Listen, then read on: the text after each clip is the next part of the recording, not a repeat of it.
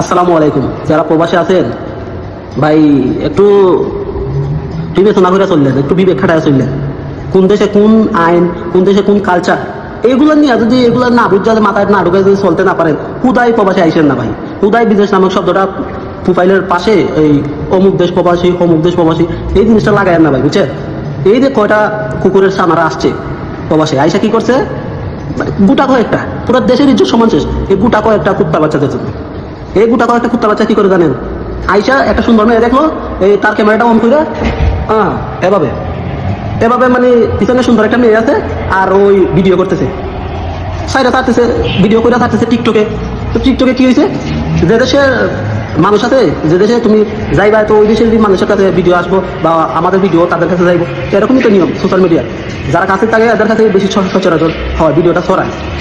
তো দেখা গেছে কি টিকটকে চাললো, টিকটকে চাইলাম এই বিদেশিরা হাসাহাসি করতেছে, বাঙালি নতুন দেখছে মেয়ে, নতুন দেখছে মেয়ে, বাঙালি নতুন মেয়ে দেখছে, এর জন্য ভিডিও করে পিছনে দেখাইতেছে আমি কত বড় একটা ইয়া হয়ে গেছি, ছেটের বল হয়ে গেছি, আমি সুন্দর একটা মেয়ে আমার ক্যামেরাতে ঢুকাইতে পারছি। শালার করে শালারা এখনো ভালো। আর বিদেশ যাদের পাঠাইবেন ভাই, যদি আপনার ছোট ভাই থাকে, বড় ভাই থাকে, আপনার ছেলে থাকে, বাতিজা থাকে, বিদেশ যাদের যাদের পাঠাইবেন, দেখবেন এদের মা বোন আছে না, ঘরে যদি মা বোন না থাকে এদের বিদেশ পাঠায় না, না এরা কখনো ভালো হইব না। নিজের মা বোন আর কারে কি বলবো, অনেক এই যে এরা মনে হয় মানে দেশে থাকতে এদের কাছে মোবাইল আসছিল না, মোবাইল যদি থাকতো তাহলে এদের মা বোন এরকম ভিডিও করে সোশ্যাল মিডিয়া সাইডা দিত। এদের কিছু বলার নাই, কয়েকটা ভিউ পাওয়ার জন্য তুই কোটি তুই হয়ে যাবি, কোটি টাকার মালিক তুই হয়ে যাবি একটা ভিডিও, তুই তো এইটা করতে পারবি না, তুই তো ভালো একটা কাম করতে পারবি না, এই সারবি 5-6টা ভিউ হইব, শেষ, দেশের ইজ্জতটা গোয়া মারা গেল।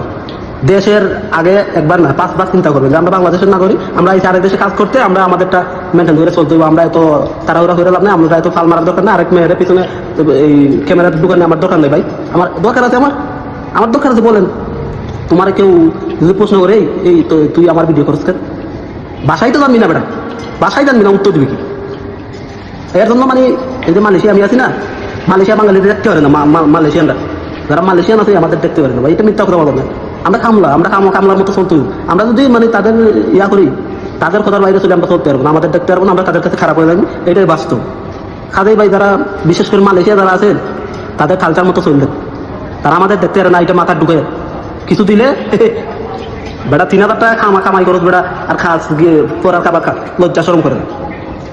ঘরে মা বোন নাই, মানুষের মা বোনটা নিয়ে ইয়া করো, ভিডিও করো, লজ্জা শরম নাই। সাবধান বিদেশ যাদের পাঠাইবেন, এটা ন্যূনতম জ্ঞান বুদ্ধি না ছাড়া এদের বিদেশ পাঠাইন না। আগে ভালো করে মেয়ে দেখাই দিন, দরকার দিলে বিয়ে করাই দিন, ভালো করে মেয়ে দেখা তারপরে যেন বিদেশ আসে। আল্লাহ তুমি ভালো থাকবেন।